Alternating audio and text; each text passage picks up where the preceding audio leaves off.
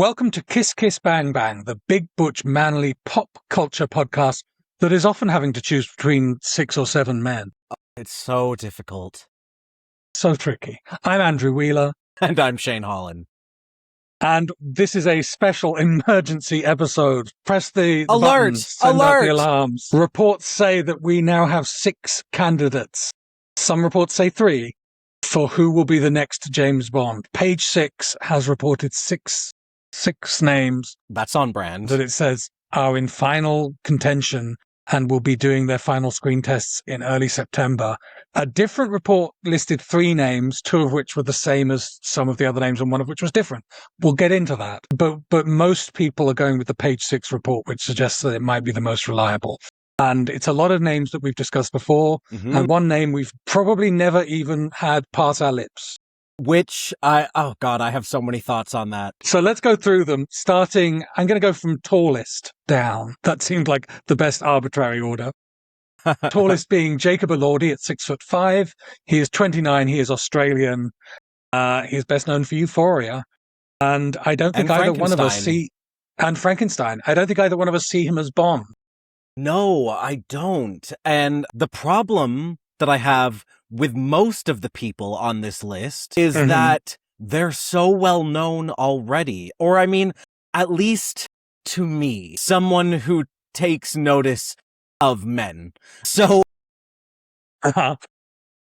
and I don't know, well, look, Bond in the novels is strikingly tall. Famously, Sean Connery. 6'5", though.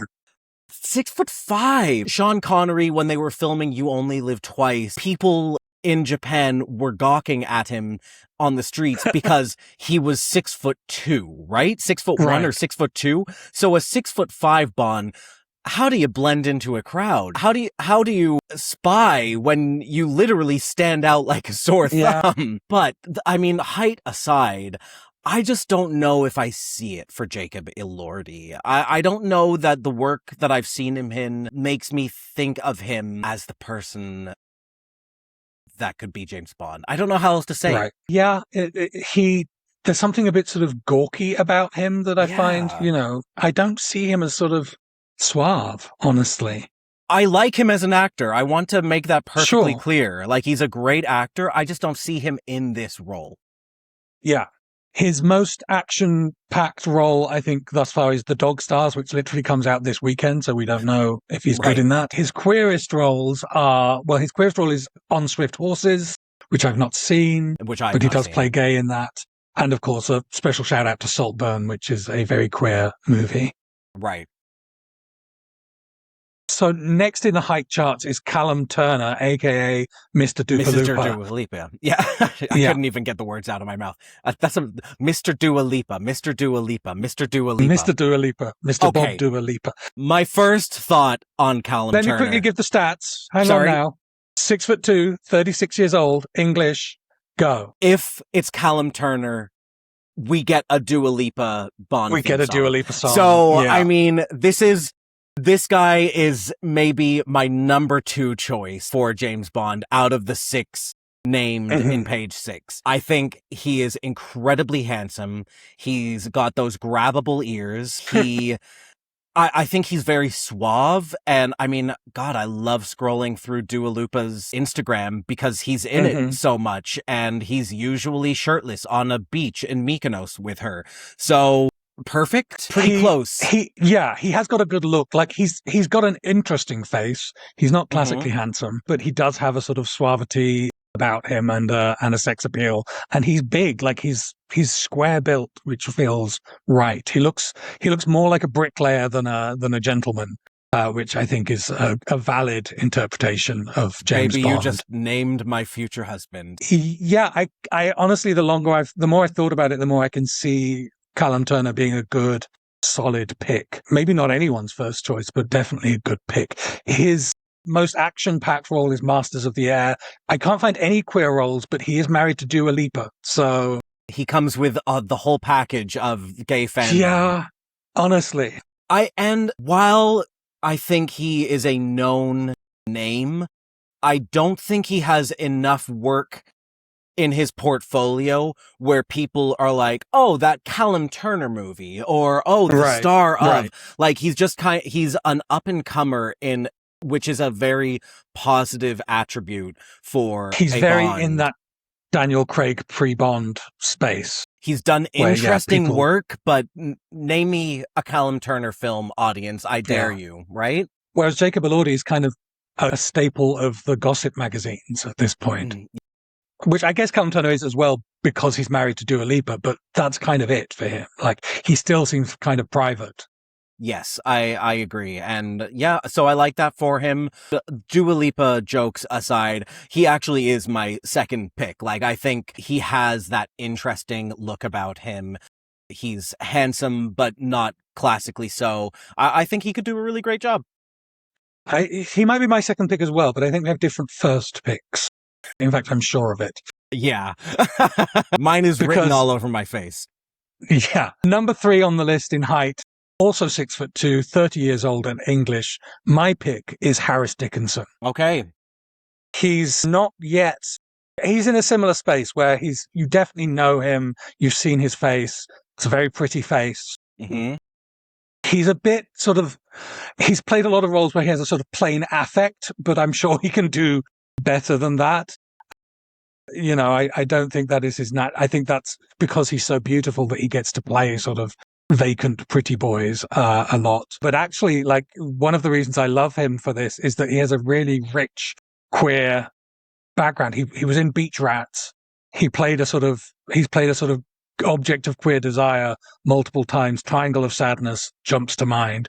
And he's in a film called Postcards from London where he plays a London rent boy, which is a very, very artsy film in which he is quite naked. So, you know, a lot to recommend Harris Dickinson. And yeah, I think he'd be an unusual choice because he is very blonde, very pretty, but I think he's quite brilliant, actually. I think he's quite an understated actor. This may all get cut. I just thought of our next series of episodes, which is the queerest film of all of the rumored James Bond stars. Yeah, like Harris Dickinson because he kind of has that chameleon face in that he doesn't, like, yes, he is very pretty, but he's also plain in a way. And I don't mean this in a bad way. Like, he looks like he could be anyone. And that is one of the novel attributes of Bond, is that he could blend into a crowd and yet he also stands out for his handsomeness. So yeah, I think that is a good choice. And he would be my number 3 pick, honestly. Yeah, I'm excited to watch Harris Dickinson's films that I have not seen, particularly all these queer ones that you talk about that I have not seen. I feel like I'm behind on my queer cinema. The queerest film I've seen lately would be Queer and Pillion, both made by the same studio. Both for this podcast? Yeah, both for this podcast. Well, I was going to see Pillion anyway, but yes, for the podcast. Well, yes, of course. So Harris Dickinson's biggest action role so far is The King's Man, and honestly, it's the best. Like, in terms of showing what an actor is capable of, it's the best calling card that any of these actors have, because it was real, like, fight scene stuff. I'm not saying it's a good movie. I was going to say I can think of a one better calling card, but go on.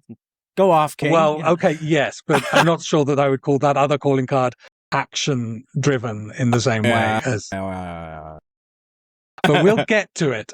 And his queerest roles, of course, I've already said Beach Rats and Postcards from London. Next in the height order, but last in name ubiquity, is Jack Barton, 6'1", age 31, from England. Tell me everything you know about Jack Barton.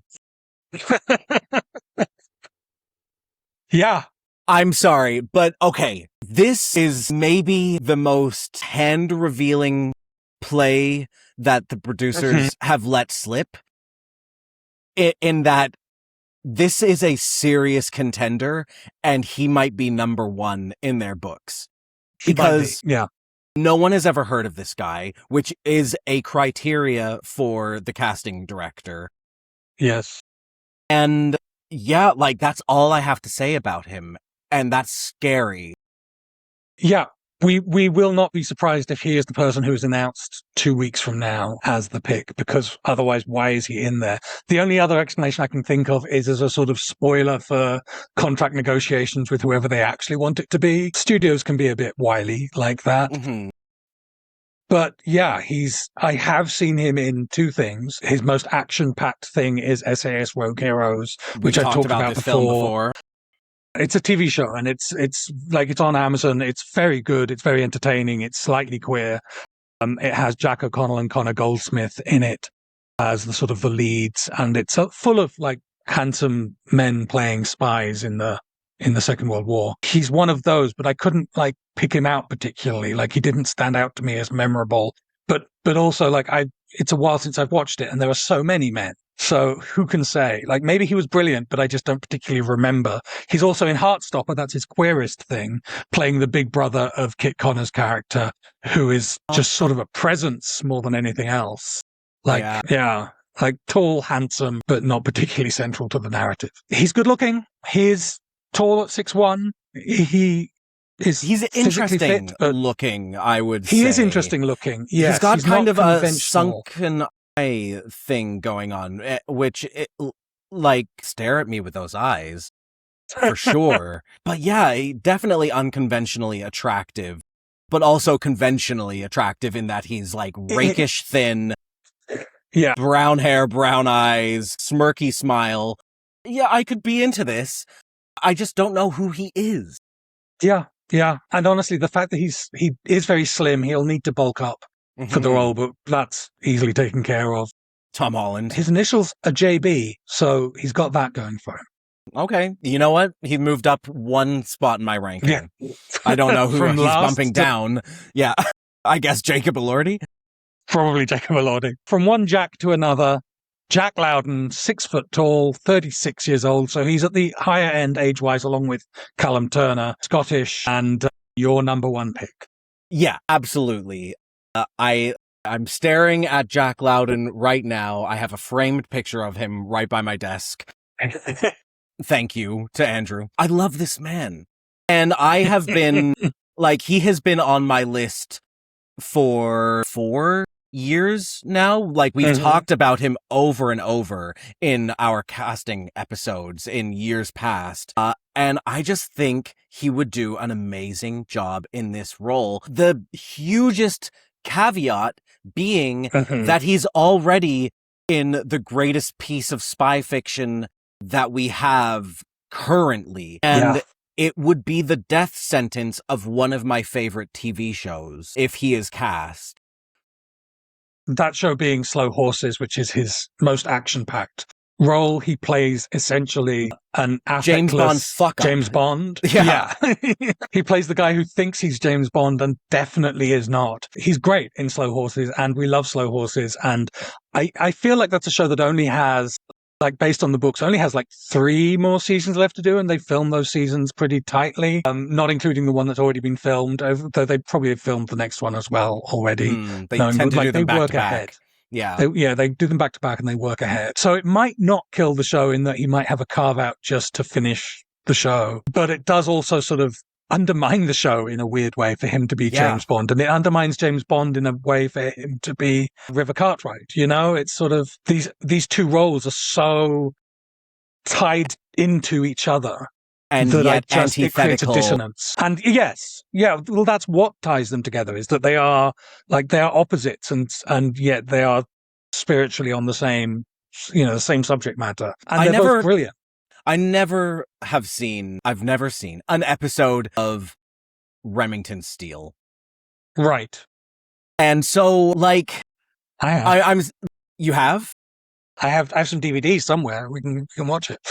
Okay, so it is not. We have to do that, by the way. It is not outside of the realm of possibility that you can have someone who's already been in the role.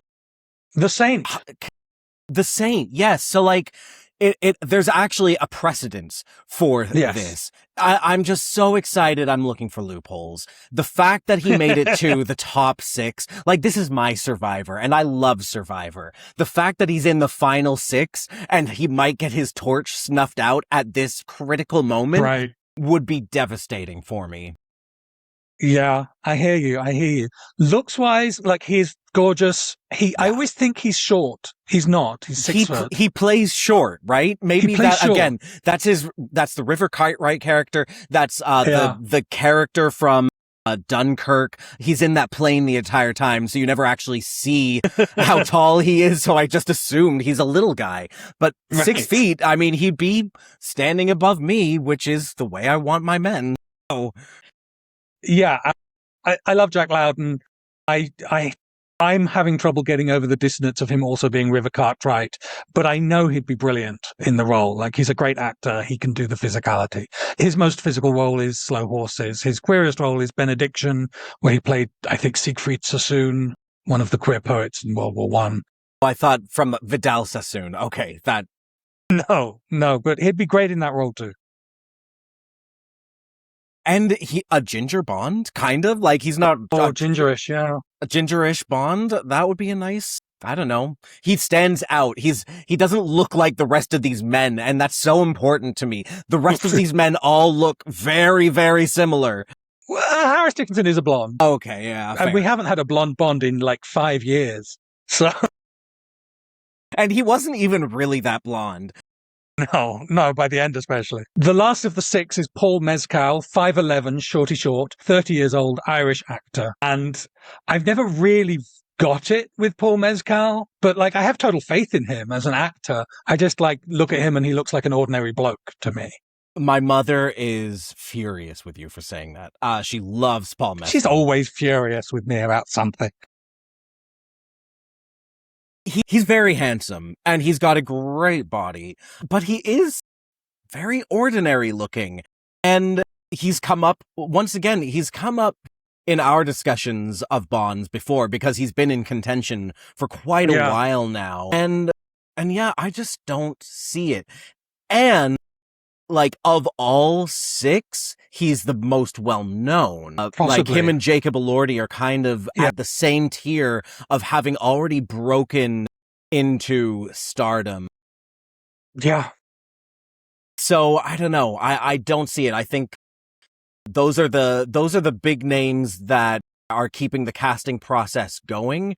And then we slide in with a Jack Barton to undermine the process, and we end up with a Callum Turner or a Jack Lowden. Yeah, I think that's like, if it's Mescal or Elordi, then that sort of puts a lie to what they said they were looking for ultimately, and it's weird that they're still in contention. In my mind, I should say those are the 6. Oh, Paul Mescal's most action-packed role is Gladiator 2. Haven't seen it. His queerest role is The History of Sound. Haven't seen it. Should see it because it's Josh O'Connor and we love Josh O'Connor. Okay. Yeah. So those are the 6 on page 6. According to another source, there are 3 names in contention. Those are Callum Turner again, Jack Barton again, and Jack O'Connell of Sinners fame. So, I mean, we can talk about it. Is Jack O'Connell in the running? He's 5'8", he's 36, so again at the top end age-wise. English/Irish, best known to us from Sinners and from Skins. A Skins man as James Bond, not Dev Patel. I mean, we hoped for a long time Dev Patel could be in this conversation, but yeah. Sadly, no. And also, I mean, look, Bond's so white. And that's a conversation for another day. He's a colonizer. I love that idea, especially coming off of Sinners, and especially being a Skins OG. Yeah, I think that would be an incredible choice, but I just find it interesting that he isn't mentioned in the page 6 article, which everyone is saying is like clinging to the veracity of for some reason. But I think that could be a late addition to the casting process. I don't know. I really love him. I think he could be a great choice, and I would I would rather him in the top 6 than 2 of the others. Yeah, I'm with you. I think Jack O'Connell, he's still bubbling under enough. Like, he's in that Harris Dickinson, Callum Turner space, fame-wise. He can do, like, dirty gritty in a way that many of these actors don't immediately spring to mind as being able to do. His most action-packed role, SAS Rogue Heroes, also maybe his most queer role, to give a little bit away about that show. His actual queerest role is playing Brick in Cat on a Hot Tin Roof on the West End stage. Classic, iconic role. I did that as my drama A-level dialogue, but I was playing Big Daddy, not Brick. So, and now we call you Big Mommy. Isn't that so weird? yeah. So, Tout ça change. The playlist, and I am reading this from Reactor Mag, but the playlist said that their reporting backs up the page 6 list, but that 4 are being more seriously considered than others. Oh. Barton, Lowden, not mentioned in your 3, Turner, and Jack O'Connell as the 4th. So I think that really backs up what we believe. Yeah. And what we are hearing. So that's kind of exciting. If it's between those 4 men and one of them I've never heard of and like I just don't have an opinion on, that makes me nervous, but excited. This is kind of an awesome place to be in as a James Bond fan. Yeah. If I were to place a bet, I think I would go with Callum Turner. Yeah. With Jack Barton as the sort of a spoiler there, because I mean, I've got no reason, like, just suspicion is the only reason why I would pick Jack Barton. Like, why is he there at all? Yeah, what a screen test that must have been. Right? He must have some intensity to him. Yeah. My favourite's Harris Dickinson, which it sounds like he might not be in the final 4. Jack O'Connell, great choice. Jack Lowden, great choice. Like, if those are the 4, then aside from not knowing who Jack Barton is, really, I'm pretty comfortable with it. Yeah, like, I guess I'm saying as long as it's not Jacob Elordi or Paul Mescal. Yeah, that's kind of where I'm at. We'll manage if it's them, but yeah, we're not enthused. I'm also really happy that we're moving on from Henry Cavill and Idris Elba. Like, those 2 men have been out of contention for so long. The fact that they're still, like, odds favorites in Vegas is insane. It's like the people who are betting on this don't understand James Bond. Yeah, betting responds to betting. It doesn't respond to real life. I wish I had made a bet, like, years ago on Callum Turner and Jack Lowden when we first brought their names up. Right. Because you and I could have stood to make a lot of money and never, and like have a professional podcast, YouTube series. We could be making our own Bond film right now. I don't know how much money you think was riding on this, but I didn't have that put much in to place. $60 million, Andrew. Oh, okay. We need to have a talk. Why are you living like that? I want to throw out one more name that isn't in contention at all, but just to say, Max Parker, 6'2", 34 years old, English, best known from Boots, ginger. I would have loved if he could have been in the conversation. An openly gay actor as James Bond. I know Jonathan Bailey is now aged out of contention, really, even though we did back him. You know, I wish he could be in the final list of names. Max Parker was never going to be. He's just not at that profile, although neither is Jack Barton. And the fact that he's gay, yeah, it counts against him, ultimately. They were never going to cast a gay actor in this role. But wow, what a hottie. Ginger. Gorgeous, man. Fucking gorgeous. Yeah. I don't know. I haven't seen enough of his work to say how convincingly straight he would play, but just looking at him, I would bet that it wouldn't matter. Yeah, no, I'd buy all the tickets. Maybe he can play a Bond boy or something instead.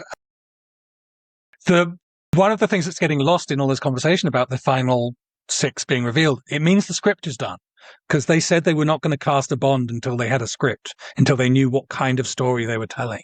Stephen DeKnight, the author, also worked on SAS Rogue Heroes. Like, he wrote that, he showrun that show.